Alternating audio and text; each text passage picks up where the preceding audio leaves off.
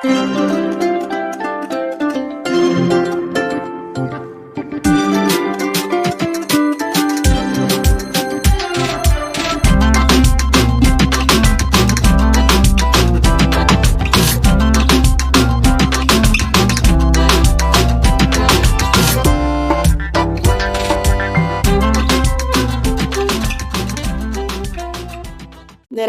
2025வது ஆண்டு ஆரம்பித்து கிட்டத்தட்ட 2 மாதங்கள் நம் மத்தியில கடந்து போய்விட்டது.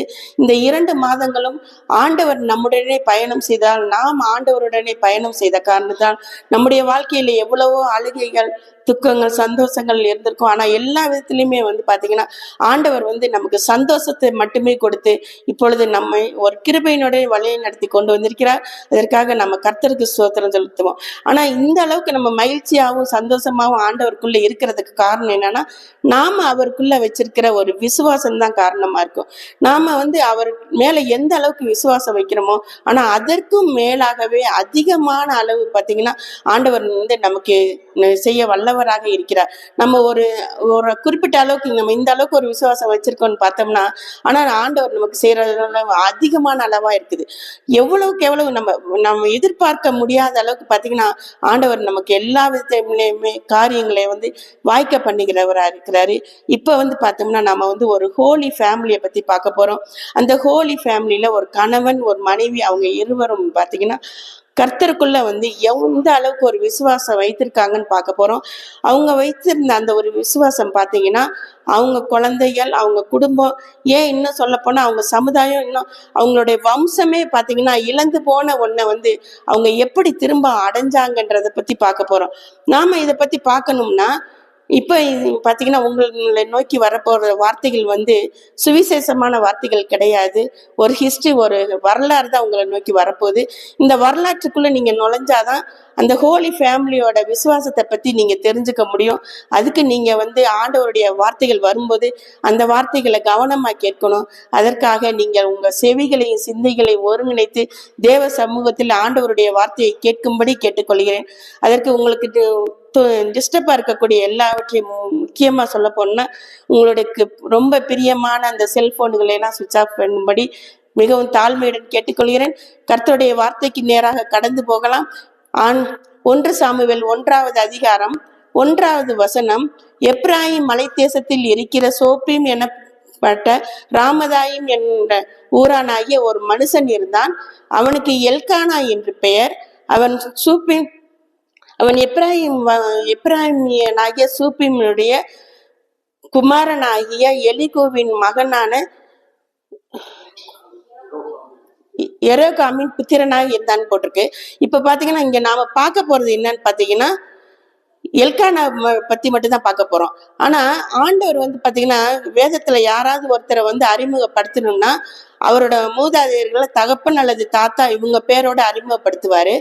ஆனா இங்க பார்க்கும்போது எப்படின்னா எல்கானாவோட அப்பா, தாத்தா, பாட்டன், முப்பாட்டன்னு கிட்டத்தட்ட 4 தலைமுறைகளை இங்க ஆண்டவர் அறிமுகப்படுத்துறத பாக்குறோம்.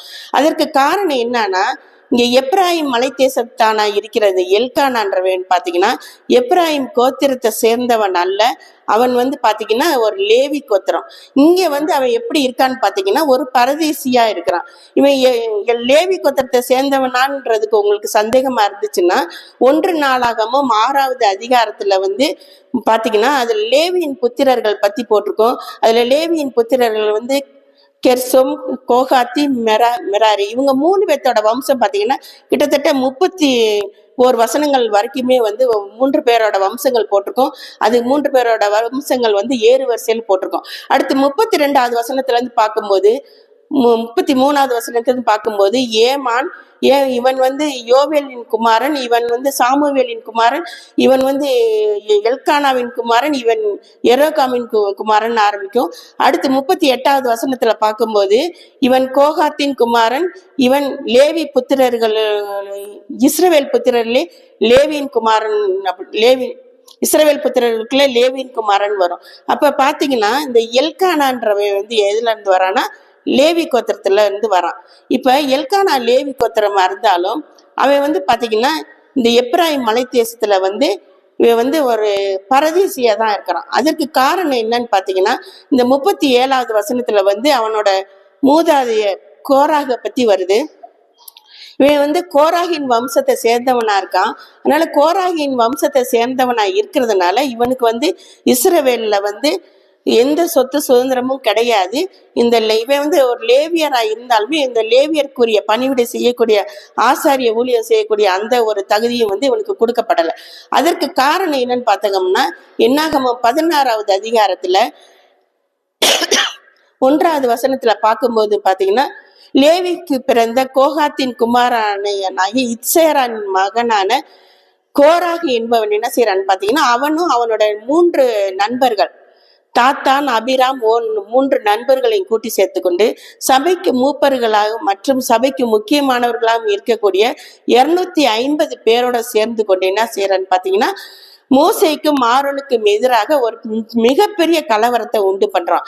அது எப்படின்னு பாத்தீங்கன்னா, இதுவரைக்கும் இஸ்ரவேல்ல நடக்காத ஒரு மாபெரும் கலகமாக ஒரு திட்டமிட்ட ஒரு கலகத்தை வந்து உண்டு பண்றான். இப்ப என்னன்னு பாத்தீங்கன்னா, கோராக பொறுத்த அளவுக்கு எப்படின்னா, அவனை வந்து நல்லவனா கெட்டவனாலும் நம்மளுக்கு ப்ரெடிக்ட் பண்ண முடியாது. அவன் வந்து என்னன்னா, அவன் செய்யற காரியங்கள்லாம் ஒரு நல்ல காரியங்கள் செய்யலாம்னு நினைச்சிட்டு அவன் செய்வான். ஆனா அது வந்து எல்லாருக்கும் வந்து நன்மை பயக்கக்கூடியதா இருக்காது. இப்ப வந்து நம்ம கையில வந்து ஒரு ஐஸ் கட்டி எடுத்து வைக்கும் போது அந்த ஐஸ் கட்டி வந்து பார்க்க முதல்ல நமக்கு வந்து ஒரு குளிர்ச்சியா சந்தோஷத்தை தரக்கூடியதா இருக்கும். ஆனா அதுவே வந்து கொஞ்ச நேரம் ஆக ஆக அது சில்லுன்னு ஆகி நம்மளுக்கு கையில இரிட்டேட் ஆகி அது வந்து ஒரு வலியை கொடுக்கக்கூடியதா இருக்கும். அப்ப நம்ம அதை தூக்கி போட வேண்டியதா இருக்கும். அதே மாதிரிதான் இங்க கோராகியோட குணமும். அவன் நல்லவனா கெட்டவனானே தெரியாது, அந்த அளவுக்கு வந்து அவன் சரியில்லை. அதோட பாத்தீங்கன்னா அவனோட தோழர்கள் 3 பேரும் பாத்தீங்கன்னா தாத்தான் அபிராம் ஓன் இவங்க 3 பேருமே எப்படின்னு பாத்தீங்கன்னா, தான் தனதுன்ற மாதிரி ரொம்ப சுயநலவாதிக. தாங்க சொன்னா நடக்கணும், தங்களுக்கு தான் எல்லான்ற மாதிரி. அவங்களோட எண்ணம்லாம் எப்படின்னு பாத்தீங்கன்னா, ஒரு கலவரம் ஒரு கலாட்டா ஒரு புரட்சி செய்தோம்னா எல்லாமே நமக்கு நடக்கும் எல்லாமே கிடைக்கும்ன்ற மாதிரி ஒரு நிலைமையில இப்படி இவங்கெல்லாம் சேர்ந்துக்கிட்டு என்ன பண்றாங்கன்னா, மோசேக்கும் ஆரோனுக்கும் எதிராக ஒரு கலவரம் பண்றாங்க. நீங்கள் மிஞ்சி போகிறீர்கள், கர்த்தருடைய சபையார் எல்லாருமே பரிசுத்தமானவர்கள் தானே, கர்த்தர் அவர்கள் பக்கத்துல இருக்கும்போது நீங்கள் அவர்களுக்கு மேலாக உங்கள் குரலை உயர்த்துவது கைகளை உயர்த்துவது என்ன கோராகும் அவங்க கூட்டத்தாரும் கேட்கும் போது மோசே வந்து முகங்குப்புற அழுது முகங்குப்புற விழுந்தான்னு போட்டிருக்கு. இப்ப பாத்தீங்கன்னா அந்த 16வது அதிகாரத்துல இப்ப வந்து அடுத்து மோசே என்ன சொல்றாருன்னு பாத்தீங்கன்னா, அழுதுட்டு அந்த கோராகு கூட்டத்தை பார்த்து என்ன சொல்றாருன்னா, நாளைக்கு இதே நேரத்துல நீங்க உங்க தனது தூப கலசத்தோட வாங்க, கர்த்தர் வந்து அவருக்கு யார் வேணும்னு வேணுமோ அவங்கள ஏற்றுக்கொள்வாரு அப்படின்னு சொல்றாரு. அடுத்த நாள் எல்லாரும் வர்றாங்க. வரும்போது பாத்தீங்கன்னா 32வது வசனத்துல கோராகோட கூட்டம் அவங்களோட நண்பர்கள் எல்லாத்தையும் பாத்தீங்கன்னா ஒட்டு மொத்தமா அவங்களோட எல்லாத்தையும் சேர்த்து பூமியே பிளந்து அவங்கள மொத்தமா முழிக்கிறது. அவங்க எல்லாருமே வந்து பாதாளத்துல அப்படியே இறங்குறாங்க. பூமி வந்து இது வரைக்கும் ஆதாம் காலம் தொடங்கி இது வரைக்கும் வந்து இப்படி ஒரு மரணம் வந்து பூமியில ஏற்பட்டதில்லை. பூமி பிளந்து முழுவதுமாக அனைவருமே சங்கார ஆகுறாங்க. ஆண்டவர் வந்து அனைவரையுமே அழித்து போடுறாருன்னு பாக்குறோம். இது வேதத்தின் அடிப்படையில பார்க்கும்போது இந்த உலகத்திலேயே ஏற்பட்ட முதலாக ஏற்பட்ட ஒரு நிலநடுக்கம், ஒரு எர்த்குவேக்னு இதை சொல்லலாம். அந்த அளவுக்கு நடந்தது. இந்த விஷயம் நடந்தப்ப கோராக அவனுடைய கூட்டத்தார் அனைவரும் வந்து மரித்து போயிட்டாங்க. ஆனா கோராகின் புத்திரர்கள் வந்து மரிக்கலை. என்னாகமம் 26:10 கோராகின் புத்திரர்கள் மரிக்கவில்லைன்னு போட்டிருக்குது. இப்ப வந்து கோராகும் அவனோட கூட்டத்தாரும் வந்து பாத்தீங்கன்னா மோசேக்கும் ஆரோனுக்கு எதிராக கலவரம் பண்ணும்போது நிச்சயமா அவங்க குழந்தைங்க சொல்லியிருப்பாங்க, நீங்க வந்து இப்படி பண்ணாதீங்க, அவங்களுக்கு எதிராக இப்படி செய்யாதீங்கன்னு சொல்லியிருப்பாங்க. சில வேளைகள்ல நாம நம்ம பிள்ளைகளுக்கு புத்திமதி சொன்னாலும் சில வேளைகள்ல பிள்ளைகளும் நமக்கு வந்து அறிவுரை சொல்லுவாங்க. நம்ம பிள்ளைங்க நமக்கு அறிவுரை சொல்லும் போது சின்னவங்க தானே எதுக்கு நம்ம கேட்கணும்னு இல்லாம அவங்க சொல்ற அறிவுரைகளையும் சில சமயம் நம்ம கேட்கும் போது நம்ம குடும்பத்துகள்ல வந்து நம்மளோட தேவையில்லாத பிரச்சனைகள் எல்லாம் வந்து நம்ம தவிர்க்கலாம். நம்ம குடும்பம் சில சமயம் நிம்மதியான ஒரு நிலைமையில் இருக்கலாம். ஆனா இங்க வந்து கோராக அவங்க கேட்கல, அதனால இவங்க அழிச்சிட்டாங்க. ஆனா கோராகின் புத்திரர்கள் வந்து அழியல. ஆனா இஸ்ரவேல்ல ஒரு முடிவு எடுக்கப்பட்டது. என்னன்னு பாத்தீங்கன்னா, பூமியே பிளந்து கோராகின் கூட்டத்தையும் அழித்து போட்டதுனால பிராமிஸ் பண்ண லேண்ட், அதாவது கானான்ல வாக்குத்தத்தம் பண்ணப்பட்ட பூமியில கோராகின் புத்திரர்களுக்கு அந்த வம்சத்தாருக்கு யாருக்குமே வந்து சுதந்திரம் கொடுக்கக்கூடாது, அவங்களுக்கு எதுவும் கொடுக்கக்கூடாது. அது மட்டும் இல்ல, ஆண்டவருடைய ஆசரிப்பு கூடாரத்துல அவங்களுக்கு எந்த விதமான ஊழியங்களும் கொடுக்கப்படக்கூடாது. அவங்கள இஸ்ரவேல் தேசத்துல பரதேசிகளா அலைய விடணும்னு சொல்றாங்க. இப்போ இந்த மாதிரி ஒரு நிலைமை கிட்டத்தட்ட பாத்தீங்கன்னா கோராவுக்கும் எல்கானாவுக்கும் இடையில கிட்டத்தட்ட 16 தலைமுறைகள் வருது. மோசே, யோசுவா காலம் மற்றும் 12 நியாயாதிபதிகளின் காலத்தையும் சேர்க்கும்போது பாத்தீங்கன்னா ஏறக்குறைய 600 ஆண்டுகள். இந்த 600 ஆண்டுகள் 16 தலைமுறையா இவங்களுக்கு எந்த விதமான சொத்து சுதந்திரமும் கிடையாது. இவங்க பாத்தீங்கன்னா பரதேசிகளாக இஸ்ரவேல் தேசத்துல அலைஞ்சாங்கன்னு பாக்குறோம். யாரோ செஞ்சதுக்கு யாரோ அனுபவிக்கிற மாதிரி ஒரு சூழ்நிலை. நம்ம முன்னோர்கள் யாராவது ஏதாவது செஞ்சிருப்பாங்க, ஆனா அதற்குரிய பலனை இப்ப நாம அனுபவிச்சுட்டு இருப்போம். பாவம் ஒரு பக்கம் பழி ஒரு பக்கம்ன்ற மாதிரி இப்ப எப்பவோ கோராக செஞ்சதுக்கு இப்ப எல்கானா விலைக்கிரயம் கொடுத்துக்கிட்டு இருக்கிறான். இப்ப எல்கானாவோட சூழ்நிலை இந்த மாதிரி இருக்குது. இந்த மாதிரி நிலைமையில பார்க்கும்போது எல்கானாவுக்கு 2 மனைவிகள் இருக்காங்க. மூத்தவள் பேர் அன்னாள், இளையவள் பேர் பென்னினாள். இப்ப அன்னாளுக்கு பிள்ளை இல்லை, பென்னினாளுக்கு பிள்ளைகள் இருந்துச்சு. கானான்ல ஒரு வழக்கம் என்னன்னு பாத்தீங்கன்னா, ஒரு பொண்ணுக்கு திருமணம் ஆனோடனே 10 வருஷங்கள் பார்ப்பாங்க குழந்தை பிறக்குதான்னு. குழந்தை பிறக்கலைன்னா அவங்க கணவனை விட்டு அவங்க பிரிஞ்சிடணும். அப்படி பிரிய அவங்களுக்கு மனசு இல்லைன்னா அவங்களே அவங்க உறவுல ஒரு பொண்ணையோ அல்லது அவங்க சொந்த சகோதரியோ இல்ல அவங்களோட வேலைக்காரியோ அடிமை பெண் யாரா இருந்தாலும் சரி தன் கணவனுக்கு அவங்க திருமணம் செய்து வைத்தரணும். இதே மாதிரிதான் பாத்தீங்கன்னா ஆபிரகாம் கானானுக்கு வந்தப்ப அவருக்கு 75 வயது, அவருக்கு 85 வயது வரைக்கும் குழந்தை பிறக்கல. அப்ப சாரால் என்ன பண்றாங்க, தன்னுடைய அடிமை பெண்ணான ஆகார அவருக்கு திருமணம் செய்து வைக்கிறாங்க. இதே மாதிரிதான் இப்ப அன்னாளுக்கு பிள்ளை இல்லாதனால அவ தன்னுடைய இளைய சகோதரியான பென்னினால தன் கணவனுக்கு திருமணம் செய்து வைக்கிறா. அவளுக்கு கிட்டத்தட்ட 10 குமாரர்கள் இருக்காங்க. எல்கானா கூட ஒரு டைம் சொல்லுவாரு, அண்ணால பார்த்து அவ அழுகிறத பார்த்துட்டு சொல்லுவாரு, உனக்கு நான் 10 குமாரர்களை காட்டில் மேன்மை அல்லவான்னு சொல்லுவாரு. இப்ப பென்னினால்னா பாத்தீங்கன்னா விலையேற பெற்ற முத்து. உலகத்தின் பார்வையில பென்னினால் விலையேற பெற்ற முத்து.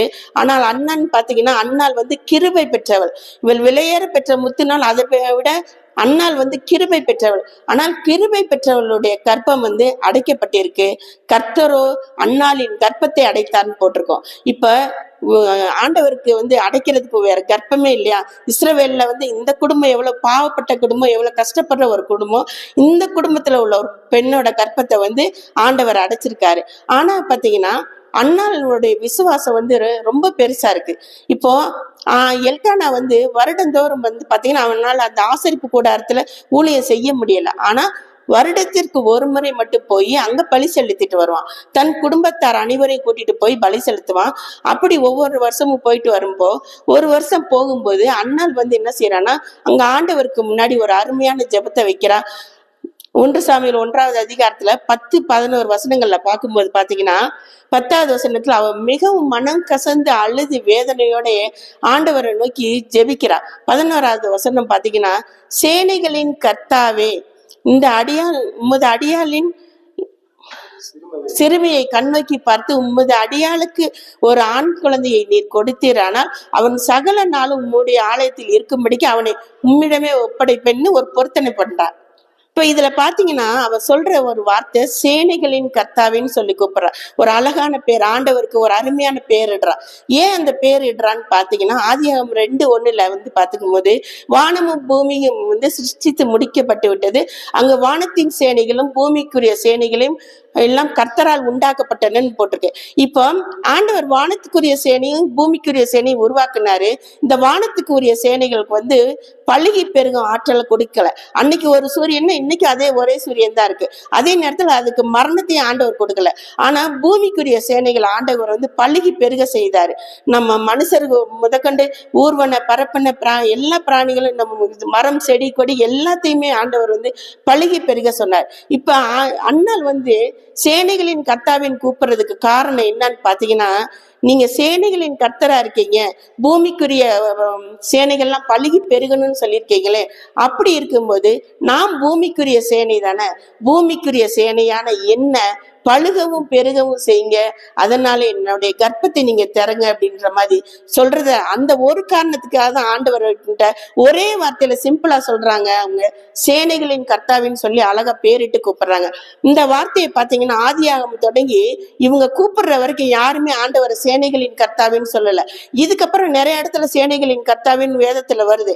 ஆனா இந்த இடம் வரைக்கும் யாருமே சேனைகளின் கர்த்தாவின்னு சொல்லி ஆண்டவரை அழைக்கவே இல்லை. அண்ணால் மட்டுமே முதல்ல பார்த்தீங்கன்னா சேனைகளின் கர்த்தாவின்னு சொல்லி அழைக்கிறாங்க. இப்ப அண்ணால பொறுத்தளோட அவங்க ஜெபம் ரொம்ப ரொம்ப ப்ரீசியஸ் ஆனது. இப்ப அவங்க எனக்கு ஒரு குழந்தைய கொடுங்கன்னு கேக்குறாங்க, அதுல நியாயம் இருக்குது. அடுத்து எனக்கு ஒரு ஆண் குழந்தை தான் வேணும்னு கேட்குறாங்க, அதுலேயும் நியாயம் இருக்கு.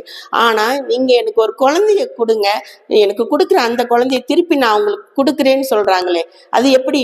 இப்ப அவங்க திருப்பி கொடுத்தா என்ன ஆகும்? அந்த குழந்தைய அங்க கொண்டு ஆசரிப்பு கூடாரத்துல விட்டா அந்த குழந்தைய உள்ள கூட விட மாட்டாங்க.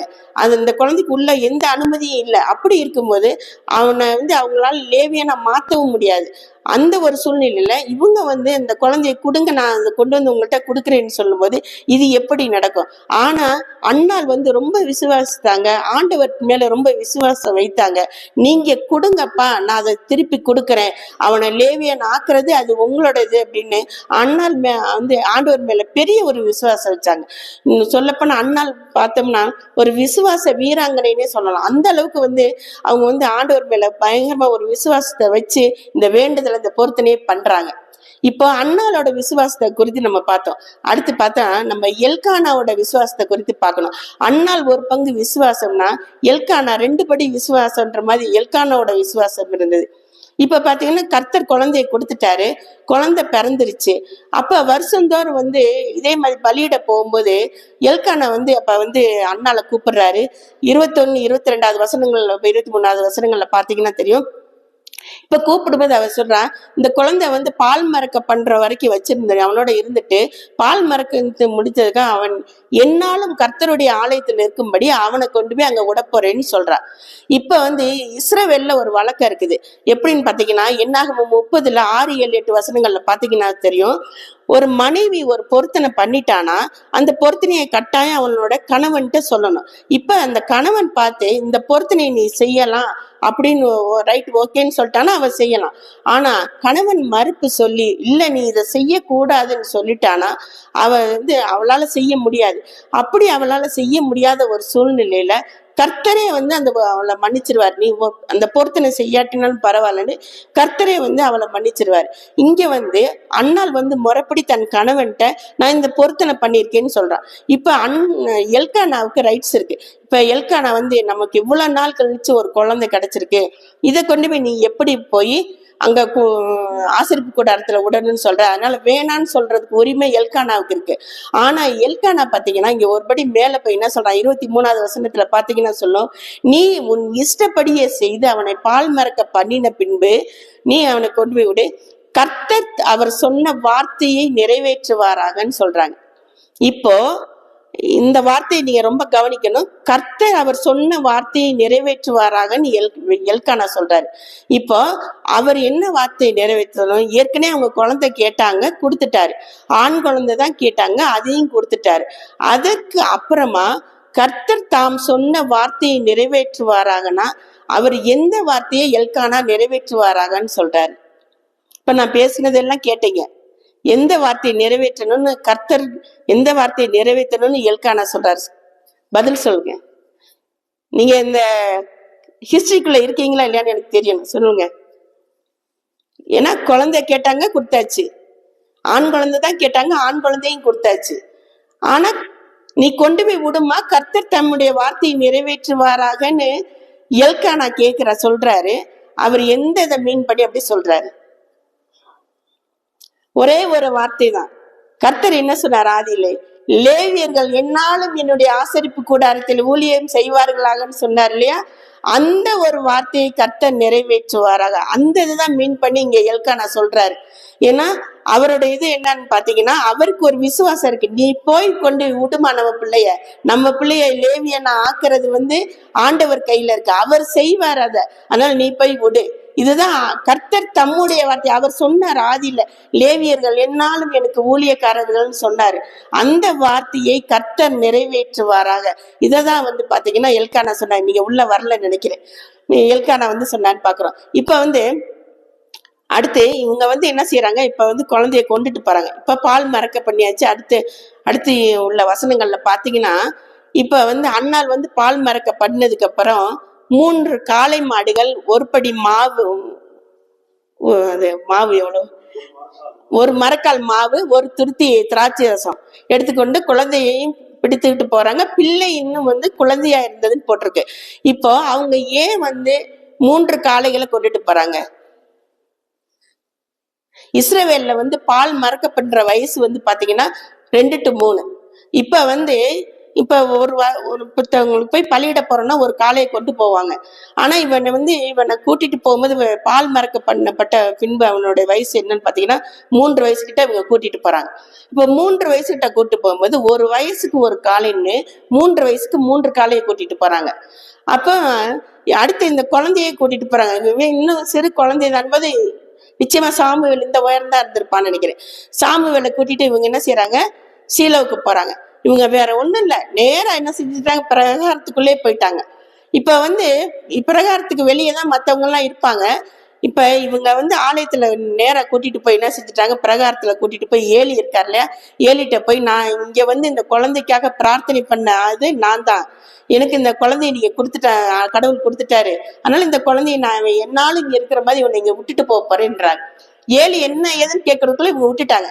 இப்ப பாத்தீங்கன்னா இவங்க அந்த குழந்தைய கொண்டு அங்க விட்டு அந்த நேரம் பாத்தீங்கன்னா ஒரு பஸ்கா பண்டிகைக்கு உரிய நேரம். அப்ப சமஸ்த இஸ்ரவேலும் அங்கதான் இருக்குது. எல்லாருமே நிச்சயமா ஒரு கேள்வி கேட்டிருப்பாங்க. அவங்களுக்குள்ள பெரிய பிரச்சனையே கூட பண்ணியிருப்பாங்க. ஏன்னா இவங்களுக்கு தெரியும் எல்லாத்துக்கும் இது எப்படிப்பட்ட குடும்பம், இது ஆண்டவரா எல்லாம் ஒதுக்கி வைக்கப்பட்ட குடும்பமாச்சு. இவங்க இப்படி உள்ள பிரகாரத்துக்குள்ள அவங்க போகவே கூடாது. ஆனா பிரகாரம் வரைக்கும் இந்த அம்மா போயிருச்சு, போய் குழந்தையும் கொண்டு விட்டுருச்சு. அப்ப இவங்க எல்லாருமே பேசியிருப்பாங்க, எல்லாமே பரிகாசம் பண்ணினாங்க. அந்த பரிகாசத்துக்கு மத்தியில இவங்க ஏலிகிட்ட குழந்தைய விட்டுட்டு அவங்க நிக்க கூட போயிட்டாங்க. அப்ப ஏலி என்ன பண்ண முடியும், வேற வழி இல்ல, அவர் தனக்கு எடுபடியா இருக்கட்டும்னு சொல்லி வைத்து கொண்டாருன்னு பாக்குறோம். இப்போ அண்ணால் எப்போ எந்த நிமிஷம் அந்த குழந்தையோட கைகளை விட்டுட்டு அவங்க போனாங்களோ, அவங்க எந்த நிமிடம் இந்த குழந்தையோட கையை விட்டாங்களோ அந்த நிமிஷத்துல இருந்து சாமுவேலோட கையை பற்றினது யாருன்னு பாத்தீங்கன்னா கர்த்தர் அவனுடைய கைகளை பற்றி கொண்டார். இப்ப நம்ம கூட நம்ம குழந்தைகளை பத்தி நமக்கு நிறைய கனவுகள் இருக்கும், அவங்களோட எதிர்காலம் எல்லாத்தையும் பத்தி நிறைய கனவுகள் இருக்கும். ஆனா எல்லாத்தையும் நமக்குள்ளே வச்சுட்டு நம்ம குழந்தைகளை இறுக்கி பிடிச்சுக்கிட்டே இருக்கக்கூடாது. நம்மளுடைய குழந்தைகளை ஆண்டவர்கிட்ட விட்டுறணும். நீங்க பிடிச்சுக்கங்கப்பான்னு சொல்லிட்டு அவர்கிட்ட விட்டுட்டோம்னா, நம்ம குழந்தைங்க மேல இருக்க கையை நம்ம எடுத்துட்டோம்னா ஆண்டவர் பார்த்து கொள்வார். அவர் நம்ம குழந்தைகளை நாம எப்படி ஆசைப்பட்டோமோ அதே மாதிரி கொண்டு வர அவரால் முடியும்னு பாத்துக்கிறோம். இப்போ இங்க அண்ணால் போயிட்டாங்க. ஆனா வருஷத்துக்கு ஒரு தடவை தான் வருவாங்க. அவன் இந்த ஒரு அளவுக்கு வளர்ந்துருப்பான்னு சொல்லி அவனுக்கு ஒரு சட்டையை தைச்சிட்டு எடுத்துட்டு வருவாங்க. ஆனா வருஷத்துக்கு ஒரு தடவை தான் அவங்க பார்த்தாங்க. ஆனா ஒரு சனம் கூட அவனை விட்டு பிரியாம இருந்தது யாருன்னு பார்த்தா கர்த்தர் தான் பிரியாம இருந்தாரு. இப்போ பார்க்கும்போது இப்ப சாமுவேலை ஆசரிப்பு கூடத்துல விட்டாச்சு. ஆனா அவனை ஒரு லேவியான அங்கீகாரம் பண்ணணும். அத ஆசாரியரோ அல்லது பிரதான ஆசாரியரோ யார் பண்ண முடியும்? அதை கட்டாயமா யார் பண்ணணும்னா கர்த்தர் தான் அதை பண்ண வேண்டியதா இருந்துச்சு. 1 சாமுவேல் 3வது அதிகாரத்துல முதல் வசனம் வாசிக்கும் போது, ஏலிக்கு முன்பாக அவன் கர்த்தருக்கு பணிவிடை செய்து கொண்டிருக்கும் போது பாத்தீங்கன்னா அந்நாள்ல கர்த்தருடைய வார்த்தை அபூர்வமா இருந்ததுன்னு போட்டிருக்கு. அவருடைய அவர் பிரதிச்சயமான தரிசனம் பிரதிச்சயமா இருந்ததுன்னு போட்டிருக்கு. அப்ப பாத்தீங்கன்னா அந்த காலகட்டம் எப்படி இருந்துச்சுன்னா, அதுக்கு முன்னாடி வரைக்கும் அவர் தீர்க்கதரிசிகள் மூலியமா நியாயாதிபதிகள் மூலியமா எல்லாம் இஸ்ரவேல் ஜனங்களோட பேசிக்கிட்டு இருந்தாரு. ஆனா இப்ப அவரால் பேச முடியல. ஏன்னா ஏலியின் குமாரர்கள் அந்த காலகட்டத்துல சரியில்லாம இருந்தாங்க.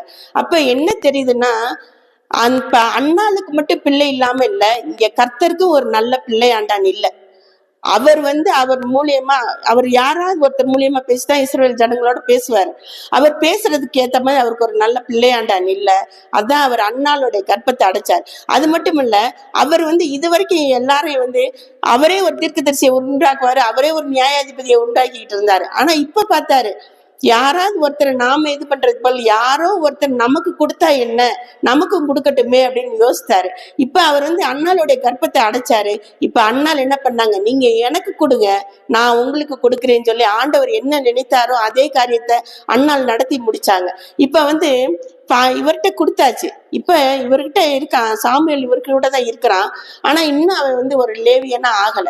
இப்ப இந்த மாதிரி இருக்கிற சூழ்நிலை பாத்தீங்கன்னா, இவன் இப்ப அந்த ஆசரிப்பு கூடாரத்துலதான் இருக்கான். இப்ப அந்த சீலோல உள்ள ஆசரிப்பு கூடாரம், மோசையோட அந்த ஆசரிப்பு கூடாரம் எப்படி இருக்குன்னு பாத்தீங்கன்னா, இப்ப நான் நிறைய டைம் கூட உங்ககிட்ட சொல்லியிருக்கேன் நானு, நம்முடைய ஆலயம் வந்து மோசையோட ஆசரிப்பு கூடாரம் மாதிரியிலே இருக்குன்னுட்டு. இப்போ பின்னாடி இருக்கிற இந்த பள்ளிப்பீடம் இருக்கு இல்லையா, பீடம், இது வந்து தான் பாத்தீங்கன்னா சாட்சி பெட்டின்னு வச்சுக்கலாம். அந்த சாட்சி பெட்டி மேல ஒரு கிருபாசனம், கிருபாசனத்துக்கு மேல ஆண்டவர் வீற்றிருப்பார். நம்முடைய சிலுவை, பரிசுத்தமான அந்த சிலுவை ஆண்டவர் வீற்றிருக்க மாதிரி வச்சுக்கிட்டா, இந்த பக்கம் இருக்க அந்த எலக்ட்ரிக் லைட்டுக்கு தான் 2 கேருபீன்கள்னு வச்சுக்கிட்டோம்னா, இந்த இதுக்கு இடையில வந்து ஒரு ஸ்கிரீன் போட்டிருப்பாங்க, திரைச்சிலை தொங்கும்.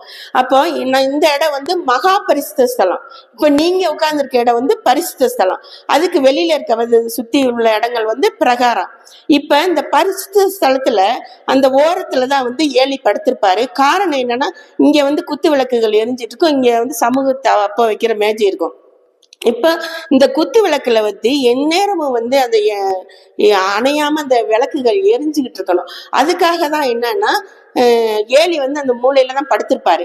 இப்போ சாமுவேலும் மற்ற லேவியர்கள் எல்லாருமே பிரகாரத்துல வெளியில படுத்திருப்பாங்க. அப்ப இரவு நேரத்துல ஆண்டவர் இங்க இந்த சாட்சி பெட்டியில இருந்து என்ன செய்யறாருன்னா, அங்க இருந்து ஏலியை தாண்டி சாமுவேலை கூப்பிடுறாரு. சாமுவேலேன்னு கூப்பிடும் போது சாமுவேல் வந்து என்ன செய்யறான், ஏலி கூப்பிடுறாரு நினைச்சிட்டு வேகமா கதவை திறந்துட்டு உள்ள ஓடி. இது பகல் நேரமா இருந்தா அவன் அந்த கதவை திறந்து உள்ள வர முடியாது, எல்லாரும் போட வெளியேன்னு விரட்டிடுவாங்க. ஆனா இரவு நேரம் யாருமே இல்லை, எல்லாம் தூங்கிட்டு இருக்காங்க. இப்ப வேகமா கதவை திறந்துட்டு உள்ள ஓடி வந்து என்ன செய்யறான், இவர் ஏலிட்ட எழுப்பி என்னை கூப்பிட்டீரேன்னு கேட்கும் போது இவர் வேகமா பயந்துட்டு உள்ள வந்துட்டானேன்னு வேகமா அனுப்புறாரு. இல்ல நான் உன்னை கூப்பிடல, நீ போய் படுத்துட்டேன்றாரு. அப்ப போயிடறான். அப்புறம் 2ஆம் விஷயமும் அதே மாதிரி நடக்குது, ஓடி வரான். அப்புறம் 3ஆம் விஷயமும் அதே மாதிரி நடக்குது. இப்ப அது வரைக்கும் வந்து சாமுவேல் வந்து கர்த்தரை அறியாத வயசு. இப்போ ஏலிக்கு தெரிஞ்சிருச்சு சாமுவேலை வந்து கர்த்தர் அழைக்கிறாருன்னு நினைச்சிட்டு, பிள்ளையாண்டான கர்த்தர் அழைக்கிறாருன்ட்டு அவர் சொல்றாரு, இன்னொரு தடவை ஒன்னு அழைச்சா நீ வந்து சொல்லு, கர்த்தாவே சொல்லும் அடியேன் கேட்கிறேன்னு சொல்லி சொல்றாரு. அப்ப இவன் யோசிக்கிறான், என்ன ஒவ்வொரு தடவையும் இவர் கூப்பிடுறாரு, நம்ம வந்து போய் படுத்துக்கன்னு சொல்லி நம்மளை அனுப்புறாரு. சரி இன்னியும் திருப்பி ஒரு தடவை கூப்பிட்டுட்டா என்ன செய்யறதுன்னு யோசித்தவரு அந்த கதவை திறந்துட்டு வெளியே போறதுக்கு பதிலா இந்த திரைச்சிலையை திறந்து உள்ள வந்து படுத்துட்டாரு. அது ஏலி ஒரு வார்த்தை சொல்லுவார் பாத்துக்கோங்க. இப்ப இன்னொரு தடவை கர்த்தர் கூப்பிடும் போது கர்த்தாவே சொல்லும் அடியேன் கேட்கிறேன்னு சொல்லிட்டு நீ போய் படுத்துக்க, உன்னுடைய ஸ்தானத்துல போய் நீ படுத்துக்க அப்படின்னு சொல்றாரு. இப்ப வந்து இங்க வந்து சாமுவேலுக்குன்னு ஒரு ஸ்தானம் கிடையாது. ஏன்னா அவன் லேவியனும் கிடையாது, எதுவும் கிடையாது, அவனுக்கு ஒரு ஸ்தானம் இல்லை. ஆனா அவன் வந்து ஸ்தானத்துல போய் படுத்துக்கன்னு சொன்னப்போ அவன் வந்து அவன் தன்னுடைய ஸ்தானத்துல போய் படுத்துக்கிட்டான்னு போட்டிருக்கன்னு பாத்தீங்களா. அந்த ஸ்தானம் எதுன்னு பாத்தீங்கன்னா கர்த்தர் அவனுக்கு கொடுக்கக்கூடிய அந்த ஸ்தானம். ஏன்னா இது வரைக்கும் அவனுக்கு ஒரு ஸ்தானம் கிடையாது. இப்ப ஆண்டவர் அவனுக்குன்னு ஒரு ஸ்தானத்தை கொடுத்தாரு. அவன் போய் சாட்சி பெட்டிக்கு முன்னாடி போய் படுத்துட்டான். அவனுக்கு கர்த்தர் கொடுத்த அந்த ஸ்தானத்தை தான் இதுல சொல்லப்பட்டிருக்கு, அவனுடைய ஸ்தானத்தில் போய் படுத்து கொண்டான்னு போட்டிருக்கு. இப்போ படுத்துக்கிட்டதுக்கு அப்புறம் தான் ஏலியோட மகன்களுக்கு என்ன நடக்க போகுதுன்றது ஆண்டவர் வந்து சாமுவேலோட பேசுறாரு. அதுக்கப்புறம் பாத்தீங்கன்னா விடிய காலம் ஆன பொழுது லேவியர்கள்லாம் என்ன செய்யறாங்க, உள்ள வந்துட்டு இந்த ஆசரிப்பு வேலையெல்லாம் செய்யணுமேட்டு வந்துட்டு ஏலியை வந்து எழுப்புறாங்க. ஏலியை எழுப்பும் போதுதான் இவனு அந்த சத்தங்கள்லாம் கேட்டு என்ன செய்யறான், இந்த திரைச்சலையை விளக்கிக்கிட்டு ஆலயத்தை திறந்து வெளியே வர்றான். அப்ப எல்லாருமே பார்த்து அதிர்ச்சி ஆயிடுவாங்க, ஆச்சரியம் ஆயிடுவாங்க. எப்படி, ஏன்னா இந்த மகா பரிசுத்த ஸ்தலத்துக்குள்ள போன யாரும் உயிரோட திரும்பி வர முடியாது ஆண்டவரோட அனுமதி இல்லாம. இவன் எப்படி வந்தான்னு, ஏன்னா இங்க வரணும்னா பிரதான ஆசாரியர் தான் வரணும், மகா பிரதான ஆசாரியர் தான் இங்க வரணும். அதுவும் இல்லாம சாதாரணமா கிடையாது, அவர் தூப புகைக்குள்ள தன்னை மறைச்சுக்கிட்டு ஒரு கையில ரத்தத்தோடையும் அவருடைய அங்கிகள்ல எல்லாம் வந்து சலங்கைகள் இருக்கும், அதெல்லாம் சத்தம் கேட்கிற மாதிரி ஆடிக்கிட்டே தான் உள்ள வருவாரு. அவரோட ஒரு காலில் ஒரு சங்கிலி போட்டு அந்த சங்கிலியோட மறுமனை வந்து பிரகாரத்துல வெளியே கிடக்கும். அவருக்கு ஏதாவது ஒண்ணு ஆனாக்க கூட அந்த சங்கிலியை பிடிச்சுதான் இழுப்பாங்க. அந்த மாதிரி ஒரு சூழ்நிலையில இவன் நல்லபடியா வந்து வெளியே நிக்கிறான். எல்லாத்துக்கும் வந்து ஆச்சரியமா இருக்கு. உண்மையிலே பார்த்தோம்னா அன்னைக்கு வந்து சாமுவேலை ஒரு லேவியனை அங்கீகாரம் பண்ணுது. ஆசாரியர்களோ பிரதான ஆசாரியரோ மூப்பரோ யாரும் கிடையாது. கர்த்தரே அன்னைக்கு வந்து பாத்தீங்கன்னா அவரை வந்து அங்கீகாரம் பண்ணார். சாமுவேல் பாத்தீங்கன்னா கிட்டத்தட்ட 7 பதவிகளை வைத்தான்னு பார்க்கலாம். லேவியரா இருந்திருக்காரு, ஆசாரியரா இருந்திருக்காரு, பிரதான ஆசாரியா இருந்திருக்காரு, மகா பிரதான ஆசாரியாரா இருந்திருக்காரு, தீர்க்கதரிசிக்கு தலைவனா இருந்திருக்காரு, ராஜாக்களை வந்து உருவாக்குற ஒரு இடத்துல இருந்திருக்காரு. இப்ப வந்து பாத்தீங்கன்னா அண்ணால் வந்து இங்க சாமுவேலை வந்து இங்க விட்டுட்டு போனதுக்கு அப்புறம் அவங்க வந்து கர்த்தரை துதித்து ஒரு பாடல் பாடுவாங்க. அது 1 சாமுவேல் 2வது அதிகாரத்துல 1 10 வசனங்கள். அந்த 10 வசனங்கள்ல 6வது வசனத்துல வந்து ஒரு 6வது வசனம் என்ன போட்டிருக்குன்னு பாத்தீங்கன்னா, கர்த்தரை கொல்லுகிறவரும் உயிர்ப்பிக்கிறவருமாய் இருக்கிறார், அவரே பாதாளத்தில் இறங்க செய்கிறவரும் ஏற செய்கிறவருமா இருக்கிறார். ஏன்னா இவங்க குடும்பம் எப்படிப்பட்ட குடும்பம், பாதாளத்துல இறங்கின குடும்பம். அதனால இறங்கின குடும்பத்தை அவரே ஏற செய்கிறவரா இருக்கிறார். அதுக்கு முன்னாடி 3வது வசனத்துல என்னமோ மலடியாய் இருந்தவள் 7 பிள்ளை பெற்றாலும் போட்டிருக்கோம். ஏன்னா இவருக்கு வந்து 7 அந்த அவர் வந்து அவர் வகித்த பதவிகள்லாம் பாத்தீங்கன்னா 7 இது பண்ணியிருக்காரு. இப்ப வந்து பாத்தீங்கன்னா அதுக்கப்புறம் சாமுவேலுக்கு அப்புறம் கோராகின் புத்திரர்களை வந்து எல்லா துறையிலுமே வந்தாங்க. இப்ப வந்து அவரோட பேரன் ஏமான் வந்து முதல்ல சாலமோன் ஆலயம் கட்டின பொழுது அந்த ஆலயத்துல வந்து அவன் வந்து பாடல்கள் பாடுறான். ஏமானுக்கு கொடுக்கப்பட்ட முதல் பாடல் தாவீது எழுதின சங்கீதத்துல ஏமான் பாடிய முதல் பாடல் எதுன்னு பாத்தீங்கன்னா சங்கீதம் 42 மான்கள் நீரோடையை வாஞ்சித்து, அந்த மாதிரி அந்த ஆரம்பிக்கிற அந்த சங்கீதத்தை தான் வந்து ஃபர்ஸ்ட் வந்து ஏமான் பாடினார்னு பாக்குறோம். இப்ப நிறைய பாடல்கள் அதுக்கப்புறம் கோராகின் புத்திரர்களுக்குன்னு கொடுக்கப்பட்டிருக்கும். கோராகின் புத்திரர்கள் வந்து இசை சேனையில அந்த ஆலயத்துல சேர்ந்து நிறைய பாடல்கள்ல ஏற்றிருக்காங்க. அதுக்கப்புறம் கோராகின் வம்சத்தை வந்து ஆண்டவர் வந்து ஒரு பெரிய லெவலுக்கு கொண்டு போறதை பாக்குறோம். இப்போ இதுல பார்த்தோம்னா இதுல என்ன நடந்திருக்குன்னா, அண்ணாலும் எல்கானாவும் ஆண்டவர் மேல வச்ச விசுவாசம் ஒண்ணுதான். அவங்க வச்ச விசுவாசம் தான் இவங்களை இந்த அளவுக்கு கொண்டு போயிருக்கு. இப்ப நம்ம குடும்பத்திலயும் நம்ம கணவன் ஒரு பக்கம் விசுவாசமா இருக்கும்போது மனைவி விசுவாசம் இல்லாம இருக்கக்கூடாது, மனைவி விசுவாசம் இருக்கும்போது கணவன் விசுவாசம் இல்லாம இருக்கக்கூடாது. 2 பேருமே விசுவாசத்துல ஒன்றா இணைஞ்சு நம்ம குடும்பத்துக்காக நம்ம ஜெபிக்கும் போது நம்ம குடும்பமும் சரி, நம்ம பிள்ளைகளும் சரி, நம்மளுடைய தலைமுறைகள் எல்லாமே வந்து பாத்தீங்கன்னா நல்ல ஒரு முன்னேற்றமான ஒரு சூழ்நிலைக்கு வருவாங்க. இப்ப வந்து நம்ம குழந்தைகளுக்காக நம்ம குழந்தைகளுக்காக நம்ம எல்லாருமே வந்து ஒரு நிமிஷம் எழுந்து நின்று நம்ம குழந்தைகளுக்காக ஜெபம் பண்ணுவோம். கர்த்தாவே ஸ்தோத்திரம், கர்த்தாவே ஸ்தோத்திரம் அப்பா. ஆண்டவரே ஸ்தோத்திரம் அப்பா. இதோ இந்த நாளிலும் கூட ஆண்டவரே நீர் எங்களுக்கு தந்த கிருபைக்காக ஸ்தோத்திரம் அப்பா. இன்றைய நாளிலும் கூட எங்களுடைய குழந்தைகளுக்காக வருகிறோம் அப்பா. ஆண்டவரே நீ குழந்தைகள் கர்த்தரால் தரும் சுதந்திரம் சுவாமி. நீர் எங்களுக்கு கொடுத்த சுதந்திரத்துக்களுக்காக ஆண்டவரே சோதரம் சுவாமி. அவர்களை நல்ல முறையில் வழி நடத்த நீர் எங்களுக்கு கிருபையாய் ஆசீர்வாதங்களை செய்யுங்கப்பா. ஆண்டவரே எங்களுக்கு ஒரு நல்ல புத்தி ஞானத்தை கொடுத்து எங்கள் குழந்தைகளை நல்ல முறையில் வளர்க்க அருள் புரியுங்கள் சுவாமி. ஆண்டவரே எங்களுடைய ஆலயத்திலும் எத்தனையோ பேருக்கு குழந்தைகள் இல்லாமல் இருக்கிறது சுவாமி. அவர்களுக்கும் ஆண்டவரே தயவாய் நீ கண்ணோக்கி பார்த்து நல்ல முறையில ஒரு குழந்தைகள் கிடைக்க கிருபையாய் அருள் புரியுங்க சாமி. ஆண்டவரே இதோ இந்த நேரத்திலே நிறைய தேர்வுகள் நடக்கிறது சாமி. +2 தேர்வு நடந்து கொண்டிருக்கிறது. அடுத்து 10ஆம் வகுப்பு தேர்தல்களும் நடக்கிறது சாமி. மற்ற குழந்தைகளுக்கும் அவர்களுடைய தேர்வுகளும் நடக்கிறது அப்பா. பிள்ளைகள் ஆண்டவரை தேர்வு தாளை பார்த்து பயந்து விடாமல் இருக்கவும், அவர்களுடைய எதிர்காலம் நல்ல முறையில் இருக்க, அவர்கள் நல்ல முறையிலே பரீட்சைகள் எழுதவும் ஆண்டவரே கிருபையை ஆசீர்வதிங்கப்பா. இந்த தேர்வு நேரத்தில் குழந்தைகளுக்கு நல்ல உடல் சுகத்தையும் பலத்தையும் தாருங்கள் ஆண்டவரே. அவங்க நல்ல சுகத்துடனே இருக்க ஆண்டவரே, நல்ல அவங்களுடைய இந்த படிப்பு அவங்களுக்கு ரொம்ப முக்கியம் சாமி. அடுத்த காலகட்டத்திற்கு அவங்க கடந்து போக அவங்களுக்கு இந்த படிப்பு உதவியாக இருக்க போகிறது சுவாமி. ஆண்டவரே நீர் அவர்களுடனே இருந்த அவர்கள் போக்கிலும் வரத்திலும் காத்து கொண்டு பிள்ளைகளை நல்ல முறையில் வழி நடத்த கிருபையை அருள் புரிங்கப்பா. ஆண்டவரே எங்கள் பிள்ளைகளின் மேல உள்ள கரங்களை நாங்கள் எடுக்கிறோம் சாமி. ஆண்டவரே எங்கள் பிள்ளைகள் மேல உம்முடைய கரங்கள் இருக்கட்டும் ஆண்டவரே. உமது செட்டைகளுக்கு கீழே எங்களுடைய பிள்ளைகள் ஆசீர்வாதமாய் இருக்க கர்த்தாவே நீர்தாமே கிருபையை ஆசீர்வதிக்க வேண்டுமாய் கெஞ்சி மன்றாடுகிறோம் பிதாவே. கர்த்தாவே நீங்கள் எங்களுக்காக செய்கிற அனைத்து உதவிகளுக்கும் நன்றி சாமி. ஆண்டவரே, இங்க வந்திருந்த ஒவ்வொருவரும் வெறுமையாய் போகாதபடி எல்லோருக்கும் ஆண்டவரே உடைய ஆசீர்வாதத்தை நீங்கள் தர வேண்டுமாய் கெஞ்சி கேட்கிறோம் ஆண்டவரே. நீங்கள் எங்களை பழுகி பெருக சொன்னீங்க ஆண்டவரே. இதோ உம்முடைய கட்டளைப்படி நாங்கள் பழுகி பெருக கர்த்தாவே எங்களை ஆசீர்வதிங்கள் சாமி. எங்களுடனே இந்த ஆசீர்வதிக்க போகிற கிருபைக்காக ஸ்தோத்திரம் அப்பா. கர்த்தருக்கு ஸ்தோத்திரம் உண்டாவதாக. எல்லாரும் அமருங்க.